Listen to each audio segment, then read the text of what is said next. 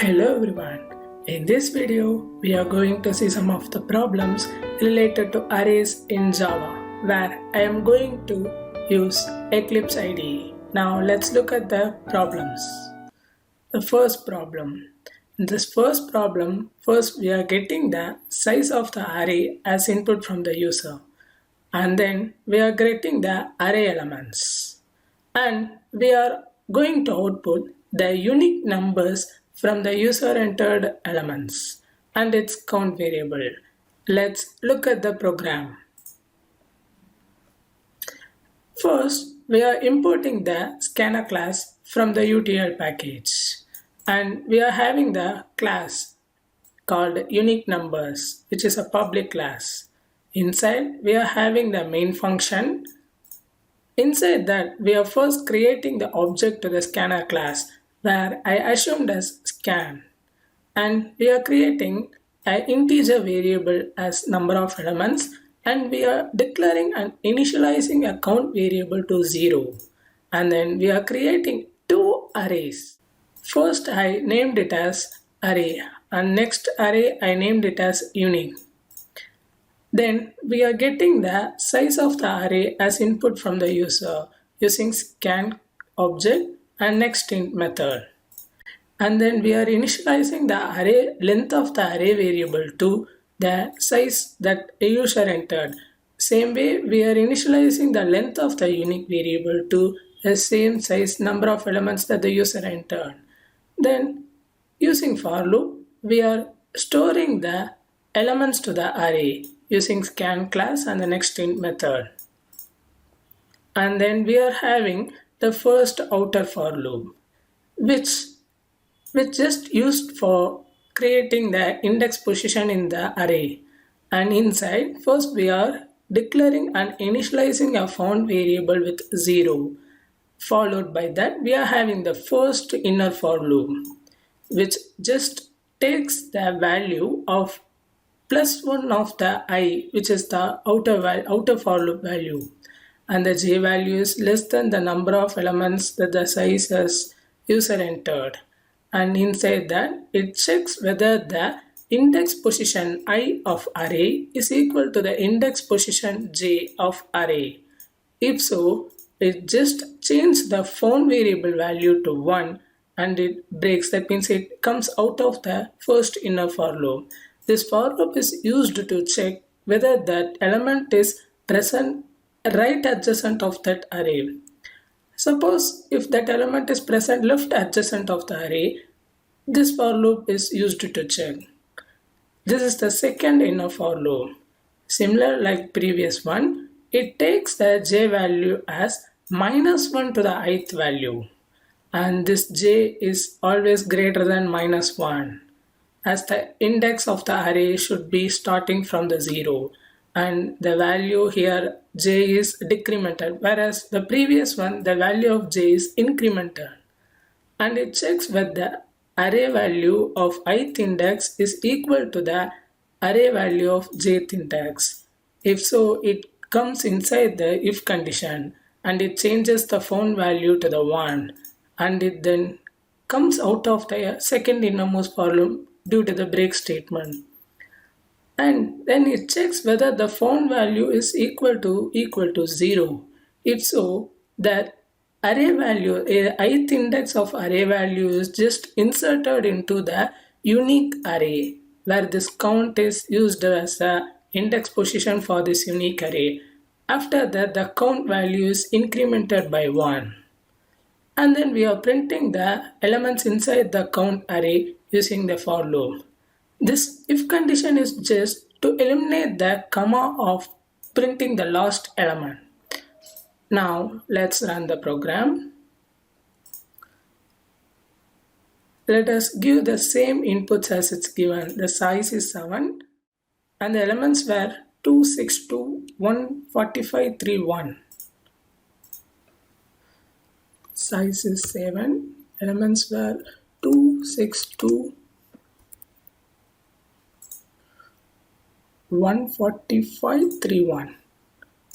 145, 3, 1. it shows us the count is 3 and the unique numbers were 62, 45 and 3. Now let's look at the next program.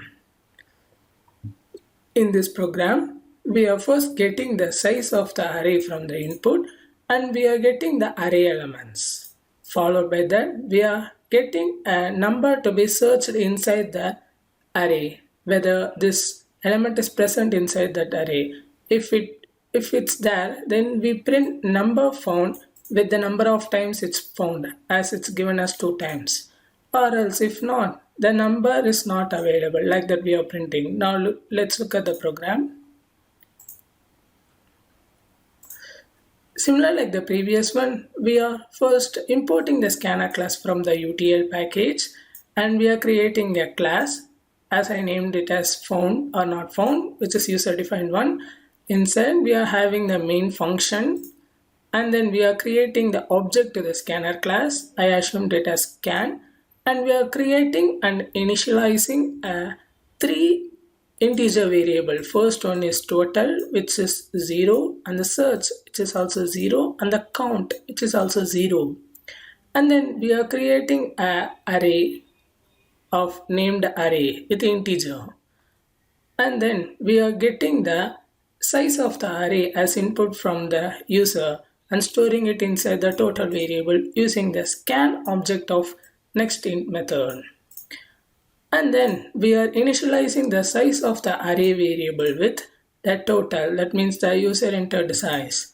And then using for loop, we are getting the input from the user and storing it with the array variable. And then we are getting the number that has to be searched in the user entered array as input and storing it inside the search variable. Then we are having the for loop. In the for loop, we are creating the index variable, which is an integer type, and we are initializing with 0, which is less than the total, that means the size of the array that the user entered. And we are incrementing that value by 1 during each iteration. Inside, we are checking whether the search element is equal to the index position of the array. If so, the count is incremented by 1. And then we are now checking whether the count is equal to 0. If so, it prints the number not available, or else it prints the number found with the count times. It means repeated times. Now let's run this program. Let us give the same inputs. 8. The elements were 10, 23, 45, 90. 10, 23, 45, 90.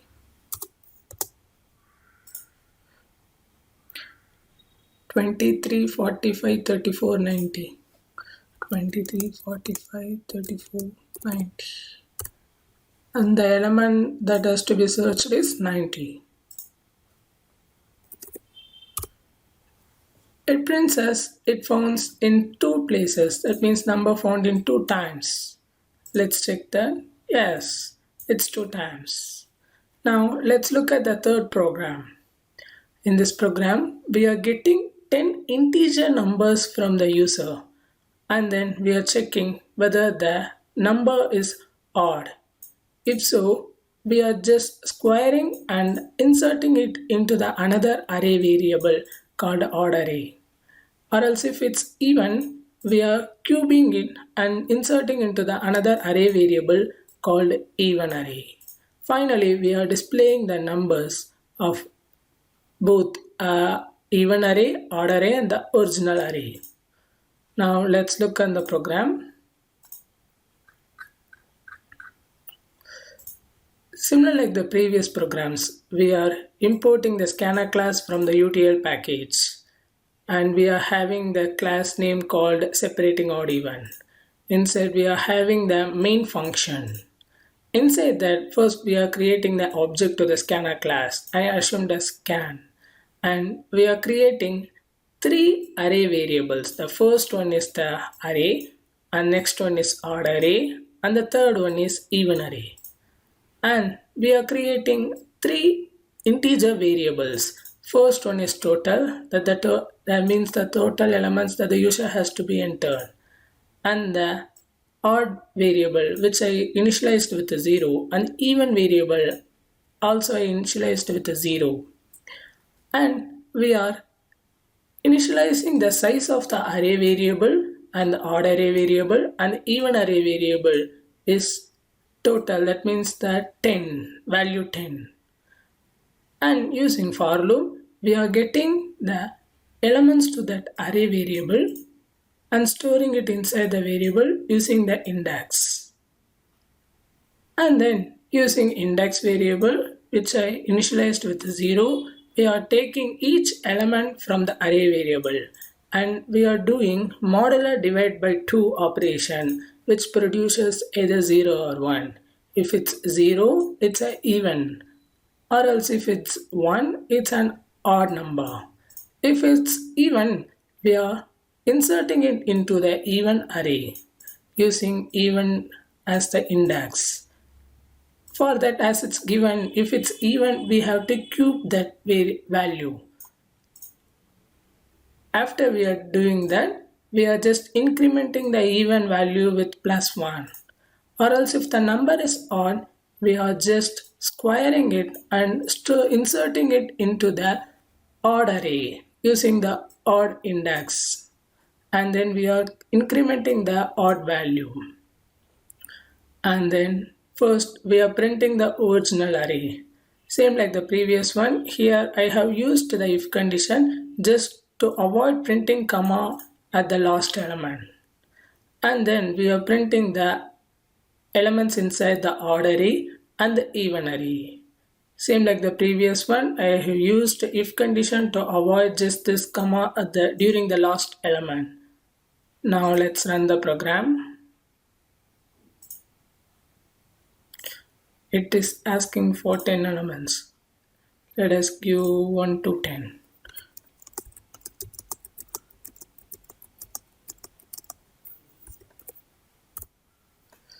Yes, it shows the original array from 1 to 10 and the odd array. As if it's odd, we have to just square it. If it's even, we have to just cube it. Yes, it's same. That's all for today. We can see in another video with another topic. Until then, bye bye.